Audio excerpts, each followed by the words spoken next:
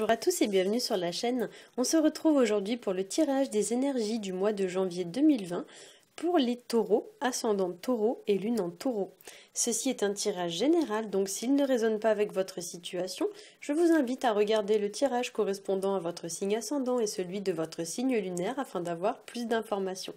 Si vous ne connaissez pas votre signe ascendant ou votre signe lunaire, j'ai placé en barre d'informations des liens qui vont vous permettre de les calculer. Comme d'habitude, j'ai fait ce mois-ci un tirage en 3 cartes au Rider Tarot Deck. La première carte va représenter le début du mois, la deuxième carte va représenter le milieu du mois et la dernière carte va représenter la fin du mois. Donc on va commencer tout de suite avec la première carte que j'ai tirée pour vous et il s'agit de la carte de la tour qui nous parle d'un changement de situation, qui nous parle d'une situation qui se transforme ou bien qui change de forme. C'est un petit peu l'idée en fait cette carte de la tour que si on la comparait à un arbre, c'est comme si on cassait une branche. Une fois que la branche est cassée, on ne peut plus la remettre à sa place. Donc il y a vraiment quelque chose qui se transforme de manière irréversible, de manière un petit peu radicale. On pourrait presque y voir aussi l'idée de déconstruire ou de démolir quelque chose qui ne convient plus, de façon à pouvoir reconstruire par la suite quelque chose de plus épanouissant. Voilà, il y a l'idée pour certains de faire un petit peu le ménage dans sa vie, ou du moins de faire le ménage par rapport à une situation, de façon à pouvoir ensuite planter de nouvelles graines et pouvoir ensuite avoir un terrain quand même plus fertile. Ça peut nous parler aussi, cette carte de la tour, d'une forme un petit peu de prise de conscience soudaine et brutale. Ça peut nous parler d'avoir un genre de révélation, comme un flash, quelque chose qui va un petit peu vous tomber dessus comme la foudre, vous voyez. C'est un petit peu, vous voyez, comme dans les bandes dessinées quand il y a Eureka, ça y est, j'ai trouvé, hop, ça y est, il y a quelque chose qui s'éclaire comme ça d'un coup. Ça peut nous parler aussi pour certains que vous avez gardé des choses en vous et ces choses sont amenées à sortir. Alors très souvent, ça peut être lié à l'expression, notamment la colère en fait. C'est quelque chose, souvent, il y a la goutte d'eau, vous voyez, le vase se remplit, se remplit, se remplit, puis un beau jour, il y a la goutte d'eau qui fait déborder le vase et paf, ça part... voilà. Ça part pas forcément d'ailleurs comme il faudrait, donc des fois c'est des mots qu'on va dire et puis qu'on va regretter par la suite. Mais voilà, c'est vrai que souvent avec la carte de la tour, il y a une forme un petit peu d'expression, il y a quelque chose qui est expulsé, qui est vraiment exprimé. Et malheureusement, des fois, c'est exprimé, mais pas forcément de la bonne manière.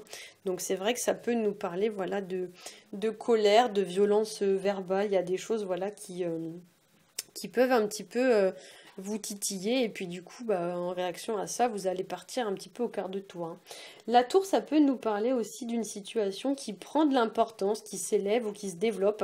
Il y a dans la carte une notion un petit peu de hauteur et on pourrait même y voir un petit peu l'idée que deux personnes ne sont pas au même niveau ou à la même hauteur par rapport à une situation. Vous voyez, moi quand je vois cette carte, ce que je vois c'est ça, tac tac. Vous voyez, il y a deux personnes ou deux, voilà, il y a deux personnes qui sont pas sur le même plan, qui sont pas en accord. Un peu comme s'il y avait une balance, vous voyez, il y a les plateaux de la balance et le plateau il fait ça, vous voyez, il n'y a pas d'équilibre, c'est soit ça ou soit ça, mais c'est vraiment déséquilibré par rapport à une situation. Cette carte peut aussi nous parler que pour certains d'entre vous, vous ne vous sentez pas à la hauteur d'une situation, comme si vous vous sentiez un petit peu découragé, où il y a une forme un petit peu, pas d'échec, mais on se sentirait presque un petit peu impuissant, vous voyez, par rapport à une situation. Et ça peut nous parler aussi, dans certains cas, de devoir prendre de la hauteur par rapport à une situation. La carte de la tour peut aussi nous parler de tomber de haut par rapport à une situation, comme si on allait peut-être découvrir quelque chose, et on va avoir l'impression vraiment de tomber de haut par rapport à cette découverte. Ça peut nous parler aussi, comme je l'ai dit, d'une situation où le ton va monter. Donc par exemple, ça peut être une dispute ou quelque chose dans ce genre-là. Alors on va passer à la deuxième carte qui est la carte de l'impératrice. C'est une carte qui va nous parler de la mise en place de nouveaux projets. Il y a avec la carte des choses sur lesquelles vous travaillez, il y a des choses auxquelles vous pensez, des choses qui sont un petit peu en préparation, en gestation. Donc on ne le voit pas trop sur cette version de la carte, mais normalement cette femme est représentée enceinte. Donc effectivement, il y a des choses qui se préparent, qui sont en phase de croissance. Vous voyez, c'est un petit peu comme le blé qu'on aperçoit ici. Le blé est en maturation et lorsqu'il sera mûr, il pourra être fauché pour pouvoir ensuite être consommé, hein. Donc il y a l'idée qu'il y a quelque chose qui se prépare et bientôt vous pourrez récolter un petit peu les fruits de vos efforts, hein. C'est aussi une carte qui va nous parler d'accroissement parce que les personnages souvent qui sont représentés assis sur un trône ou quelque chose de ce genre, souvent vont représenter une forme un petit peu d'élévation ou d'accroissement, d'amélioration par rapport à une situation. Le fait que la personne soit représentée assise peut aussi nous parler de ne pas passer à l'action tout de suite en fait par rapport à votre situation. Il semble que ce ne soit pas l'action qui soit préconisée, mais plutôt l'attente. Enfin, il y a une forme un petit peu d'attente, de pause ou quelque chose un petit peu de cet ordre-là. La carte de l'impératrice, ça va nous parler aussi d'intelligence, de créativité. Il y a l'idée un petit peu d'utiliser ses connaissances ou ses compétences à bon escient. Elle a un mental quand même assez riche, assez actif. Attention quand même, parfois elle a un mental qui est un petit peu trop, comment dire, un petit peu trop actif et parfois c'est une, alors soit c'est une femme qui fantasme, soit ça peut être enfin une femme ou pas forcément d'ailleurs, ça peut être un homme, hein, mais soit c'est une personne qui fantasme, vous voyez, qui est un petit peu, j'aime pas dire ce mot, mais un peu nunuche, vous voyez, qui rêvasse, qui est un peu dans ses pensées et tout. Ça peut aussi être une personne du coup qui est stratège en fait, qui est un peu manipulatrice, qui va utiliser un petit peu ses fonctions cérébrales et son intelligence pour, on va dire, tirer les situations à son avantage, quoi. Voilà. Alors ça peut aussi nous parler d'une personne sûre d'elle, une personne qui a foi en elle et en ses capacités, une personne qui a beaucoup d'assurance et une personne à laquelle on va porter une forme de respect ou de reconnaissance naturelle. Donc l'impératrice, c'est quelqu'un qui se laisse pas marcher sur les pieds, c'est quelqu'un qui a quand même du caractère. Donc elle est très douce, elle est très empathique, elle est très bienveillante, très gentille. Par contre, si jamais la situation l'exige, elle va pas hésiter à remettre un peu les points sur les i et les barres sur les t et à taper du poing sur la table pour se faire respecter. Donc peut-être que dans votre situation, notamment s'il y a quelqu'un ici, vous voyez, qui vous titille un petit peu et que vous sentez que le ton il va monter, n'hésitez pas à recadrer en fait, à dire stop, voilà, là t'es allé trop loin, maintenant t'arrêtes quoi. Il y a l'idée un petit peu, voilà, de ne pas laisser les choses se faire et surtout de ne pas laisser les gens ou les autres, hein, nous manquer un petit peu de respect, quoi.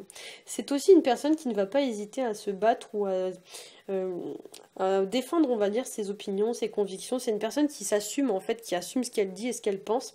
Donc c'est une personne, voilà, qui va pas hésiter, voilà, à montrer son désaccord parfois dans les situations. C'est pas le genre de personne normalement qui retourne sa veste, etc. Vous voyez, c'est souvent une personne qui s'affirme et qui assume ses opinions, même si celles-ci divergent un petit peu de celles des autres, hein. Dans les mauvais aspects de la carte, par contre, l'impératrice, ça peut nous parler d'une personne superficielle, immature, ou alors une personne qui est seulement attirée par la beauté. Vous voyez, une personne qui voit que la beauté, qui voit que l'aspect esthétique des choses, mais qui va pas en profondeur, qui cherche pas à creuser. Voire même on peut parler d'une personne crâneuse, manipulatrice ou une personne qui aime bien tirer un peu les ficelles à son avantage. Voire même on pourrait parler d'une personne un peu vénale, surtout quand on a la carte de la roue de fortune à côté. La roue de fortune, bah, c'est l'argent, hein. Donc effectivement, sur le plan financier, il pourrait y avoir, attention, une personne qui pourrait en vouloir à votre argent. Donc ouvrez l'œil quand même ce mois-ci.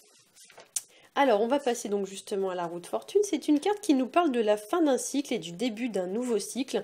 Ça nous parle des aléas de la vie, donc avec ses bons et ses mauvais côtés. C'est une carte qui vous dit aussi qu'il faut s'adapter aux changements qui s'opèrent dans notre vie. Et il semble ici quand même que les changements soient vraiment assez radicaux, hein. Donc pour certains, ce ne sera pas forcément facile à vivre. Il y a des choses qui s'opèrent, des changements qui interviennent et vous êtes un petit peu obligé, si l'on peut dire ça comme ça, de vous y adapter tant bien que mal, hein. Alors, il faut se dire aussi avec cette carte que après la pluie vient le beau temps. Donc parfois il y a des situations qui sont pas agréables à gérer, qui sont pas faciles à gérer. Pour autant, c'est souvent passager et transitoire. Donc la roue de fortune, ça vous dit que la roue tourne en fait. Donc il y a des choses qui sont peut-être pas faciles, mais ça va pas durer non plus indéfiniment. Donc pas d'inquiétude à ce niveau-là. À noter quand même qu'on est ici sur du 10 et comme j'aime à le répéter, je fais pas mal de numérologie. Le 10 nous parle de la fin d'un cycle. Donc effectivement, il y a des choses qui se terminent ce mois-ci. Il y a des choses qui prennent fin. Le 3, on est sur de la communication. Donc peut-être que pour certains, alors bien sûr, quand on parle de nos communications et que je vois la carte de la tour à côté, moi tout de suite je vois de la dispute. Malheureusement, je vois une situation où on va dire des mots peut-être qu'on pense pas, ou il y a une communication qui se fait mais qui est peut-être pas la bonne façon de communiquer, si on peut dire ça comme ça. Donc peut-être essayer de trouver un petit peu une forme de communication non violente. Je vous invite à regarder sur Google ce que c'est que la communication non violente. Il est possible que pour certains d'entre vous, ça vous serve ce mois-ci. Dans les aspects un petit peu moins bons de la carte de la roue de fortune, ça peut nous parler d'une période de malchance. Voilà, quelque chose qui vient un petit peu vous mettre des bâtons dans les roues. Hein, donc il faut voir comme un obstacle ou voilà un sentiment un petit peu d'échec. Mais bien sûr, c'est quelque chose de transitoire. Dans les bons aspects de la carte, c'est une période de chance, une période fructueuse sur le plan financier, donc c'est d'argent. Hein. Donc peut-être que pour certains, il y a un gain au niveau financier ou une promotion ou quelque chose comme ça. La carte de la roue de fortune, ça peut nous parler aussi d'une personne qui n'arrive pas à surmonter, entre guillemets, les défis que nous offre la vie parce qu'elle est bloquée sur son passé. La roue de fortune, il faut la voir aussi comme une espèce de montre ou d'horloge, donc il y a le temps qui passe. Et pour certains, il y a des pages qui devraient être tournées et qui n'ont pas été tournées, malgré que le temps se soit écoulé. Donc il y a l'idée peut-être pour certains de tourner une page de votre passé pour pouvoir vous concentrer sur votre futur.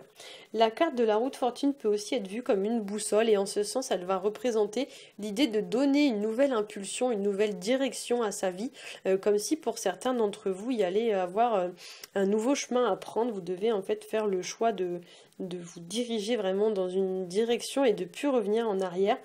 Et du coup, ça peut même nous parler d'une personne, voilà, dans les mauvais aspects, qui sait pas trop ce qu'elle veut, qui sait pas trop où c'est qu'elle veut aller dans sa vie, etc. Une personne qui ne se projette peut-être pas beaucoup dans le futur. Cette carte de la roue de fortune peut aussi parler de tous les changements qu'une personne peut être susceptible de mettre en place dans sa vie pour atteindre son but ou son objectif. Alors, ça peut être vous, ça peut aussi être une personne qui fait ça, donc une personne, donc c'est pas vous, hein, qui met en place des changements dans sa vie et malheureusement ces changements vous impactent. Donc c'est pas vous qui êtes à l'initiative de ça, mais le changement va vous impacter d'une manière ou d'une autre et vous allez être un petit peu, comment dire, obligé de vous adapter à ça, même si c'est pas vous qui êtes à l'initiative de ça. Alors, j'ai récupéré un jeu que j'avais prêté à quelqu'un, ça doit faire un peu plus d'1 an maintenant que je l'avais pas eu entre les mains, donc je suis vraiment super contente de l'avoir. Et du coup, j'ai décidé en fait de tirer une carte bonus, donc je vous montre quand même le jeu. Je suis déjà en train de battre les cartes, donc c'est l'oracle des portes de l'intuition, pour ceux qui le connaissent. J'adore ce jeu. Vraiment. En fait, depuis le début, je sais pas, on dirait que le jeu, il est content de me retrouver parce que depuis que j'ai commencé à faire les taroscopes, pratiquement à chaque tirage, quand je mélange les cartes, il y en a qui sautent, il y en a qui tombent. À un moment, il y a même la moitié du paquet qui est tombé par terre. Enfin, c'est vraiment assez hallucinant. Donc du coup, voilà, je pense que moi, je suis contente de retrouver le jeu, mais j'ai l'impression que mon jeu, il est content de me retrouver aussi, en fait. Alors, hop, c'est parti, on va battre les cartes. Ah bah tiens, qu'est-ce que je disais? Hop, il y en a une qui a été éjectée. Ah, mais il y en a deux. Alors, il y en a deux, donc je vais prendre les deux, parce qu'en général, quand il y a deux cartes qui sautent, c'est pas pour rien. Alors, la première, c'est la fin du passé. Bah tiens, comme par hasard. J'adore ce jeu. Franchement, ce jeu, il est ouf. Il est ouf. Alors, la fin du passé, donc c'est une carte qui nous dit... Tournez la page du passé, vous avez un fabuleux potentiel à exploiter. Et comme par hasard, on parlait juste avant de la roue de fortune et d'une page à tourner, comme par hasard. Et donc la seconde carte que j'ai tirée pour vous, c'est la carte qui s'appelle la parole. Et donc elle nous dit, soyez en permanence bienveillant à votre égard et les autres en feront de même. Alors bien sûr, comme par hasard, hein, on a parlé juste avant de communication et de communication non violente. Donc effectivement, je vous invite à regarder ce qu'est la communication non violente, puisque ici on vous parle de bienveillance. Donc soyez en permanence bienveillant à votre égard et les autres en feront de même, notamment sur le plan de la parole. Donc s'il y a des choses à dire ce mois-ci pour certains d'entre vous, il faut vraiment peut-être faire l'effort de mettre les formes. Bon, après je suis personne pour vous dire ce qu'il faut faire, mais on dirait un petit peu que le tirage vous conseille de faire gaffe à ce que vous dites et surtout à la façon dont vous allez le dire, parce que pour certains il pourrait y avoir un petit peu de... je sais pas moi, de méchanceté ou de choses que vous allez peut-être dire mais pas forcément penser. Et du coup, en fait, le tirage vous invite quand même à garder une forme de bienveillance envers les autres. Moi, j'aime à penser en fait que tout ce qu'on fait par rapport aux autres, un jour ou l'autre, ça nous revient forcément dans la figure. C'est un peu le principe de la roue qui tourne d'ailleurs. Donc j'aime à penser que si on se comporte bien avec les gens, ceux-ci en retour se comporteront bien avec vous. Quoique, en fait, si je regarde un petit peu dans ma vie perso, c'est pas toujours le cas. Même si moi de mon côté j'essaie de faire l'effort, c'est vrai qu'il y a des gens des fois qui se comportent pas toujours très bien. Mais en tout cas voilà, moi je sais que je fais toujours attention de me comporter au mieux avec les gens parce que je suis persuadée qu'il y a une forme un peu de karma comme ça dans notre vie. Et c'est vrai que des fois la roue de fortune elle nous parle un peu de ça aussi, elle nous parle un peu du karma. Donc effectivement faites attention à ça, essayez vraiment de mettre les formes si vous avez des choses à dire, essayez voilà de rester dans la bienveillance, hein. D'ailleurs c'est assez sympa parce que, alors on le voit peut-être pas bien, ça va être compliqué. Alors, en fait, vous voyez ce qu'on voit sur la carte. Alors, ici, c'est marqué tolérance, enthousiasme, chaleureux. C'est marqué quoi? Énergie, ouverture, pureté, éthique. Il y a vraiment l'idée ouais, de se comporter de façon calme. Vous voyez, là, il y a marqué calme, joie, amour, conscience, écoute, tendresse, beauté. Ouais, franchement, c'est une super carte. C'est vraiment, voilà, cette idée de vraiment de... Je sais pas comment, j'arrive pas à trouver mes mots, c'est fou, hein. De